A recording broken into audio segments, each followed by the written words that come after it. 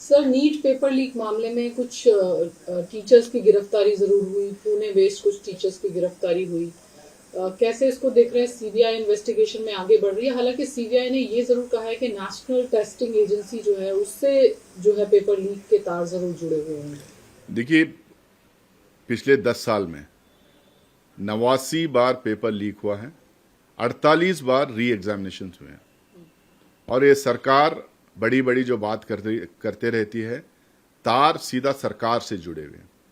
अब सीबीआई खुद कह रही है कि एनटीए से तार जुड़े हुए हैं। एनटीए कौन है? एनटीए का ऑडिटिंग कौन करते हैं? एनटीए में अपॉइंटमेंट्स कौन करते हैं? एनटीए को बार बार क्लीन चिट कौन दे रहा था? सरकार में बैठे हुए बहुत सारे मंत्री लगातार क्लीन चिट उनको दे रहे थे। तो कौन सा मंत्री, सरकार में कौन से लोग इसके साथ जुड़े हुए हैं? इन्हीं के एक्टिविस्ट पकड़े गए हैं, इनके कार्यकर्ता इसमें पकड़े गए हैं। एक बड़ी रैकेट है। एनटीए जो है किसको देती है एग्जामिनेशन कंडक्ट करने के लिए, किसको देती है एग्जामिनेशन का क्वेश्चन पेपर को तैयार करने के लिए? ये कैसा लीक हो जाता है? आप देख लीजिए, अलग अलग स्टेट्स में जो एग्जामिनेशन कंडक्ट करते हैं एजेंसीज और एग्जामिनेशन सेंटर्स जो हैं, ये ज्यादातर वो लोग हैं जो भारतीय जनता पार्टी के साथ किसी ना किसी तरीके से जुड़े हुए हैं। तो ये पूरा एक बड़ा रैकेट ऊपर से लेकर नीचे तक है। इसमें होलसम तहकीकात करना चाहिए, इसमें जो इंक्वायरी होना चाहिए उसमें हाईएस्ट लेवल की इंक्वायरी होना चाहिए। इसके लिए सिर्फ और सिर्फ सरकार जिम्मेदार है और सरकार जवाबदेही इसमें है। जिस तरह से सीबीआई प्रोब कर रहा है उससे क्या विपक्ष संतुष्ट है? क्योंकि शुरू में आप लोगों ने आपत्ति जताई। नहीं, अब तक तो एजुकेशन मिनिस्टर को इसमें रिजाइन कर देना चाहिए था। ये अजीब हाल है। जब दूसरे सरकारें सत्ता में दूसरे पार्टियां सत्ता में रहते थे, उस टाइम छोटा भी कोई घोटाला हो जाता, छोटा ही कोई एक स्कैम टाइप बात बाहर आ जाती थी तो ये तुरंत कूद पड़ते थे रिजाइन कराने में। आप यूपीए की सरकार में देखिए और कांग्रेस के पुराने सरकारों में देखिए, जब भी कोई शक भी हो जाता था, हम मंत्री को कहते थे कि रिजाइन करो, get a clean chit, then you can come back करके। आज इतने बड़े बड़े कांड है, एक भी मंत्री रिजाइन नहीं करा। इतने बच्चों के भविष्य का मामला है, इतने गरीब माँ बाप जो है अपने बच्चों को भेज के दूसरे दूसरे शहरों में रख के पढ़ाते हैं, दूसरे शहरों में एग्जाम के लिखने के लिए भेजते हैं।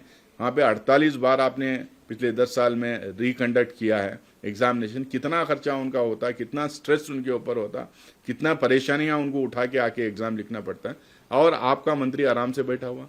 सरकार जो है, प्रधानमंत्री इमीडिएटली सैक करना चाहिए एजुकेशन मिनिस्टर को, इंक्वायरी होना चाहिए। अगर वो क्लीन चिट उसको मिलती तो वो वापस कभी भी आ सकते हैं।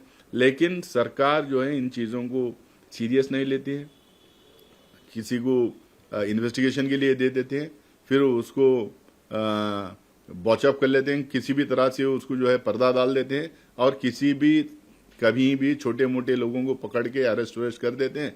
बड़े लोग, बड़े मसले इसमें बच जाते हैं।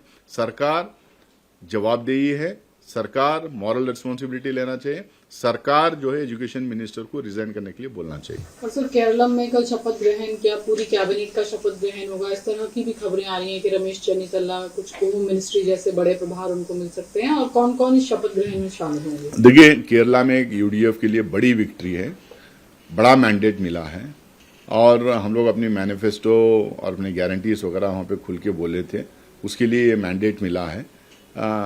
जितने मिनिस्टर्स सीनियर लोग हैं और अलग अलग सोशल कंपोजिशन के लोग हैं, तो सबको मिला के यूथ रहेंगे, सीनियर्स रहेंगे, अलग अलग कम्युनिटी के रहेंगे, रीजनल रिप्रेजेंटेशन रहेगा।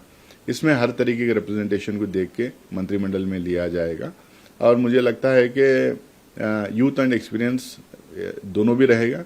उसके साथ में हमारी सीनियर लीडरशिप पूरी लगी हुई है कि उसमें जितने लोग पार्टी के साथ एक अरसा से खड़े हुए हैं उनको भी वहाँ पे रिप्रेजेंटेशन मिले। और मुझे लगता है कि एक अच्छी सरकार बनेगी, अच्छी टीम बनेगी, और अगले 5 साल में कांग्रेस ने जो जो प्रॉमिस किए, यूडीएफ ने जो जो प्रॉमिस किया, उसको इम्प्लीमेंट करने का काम करें।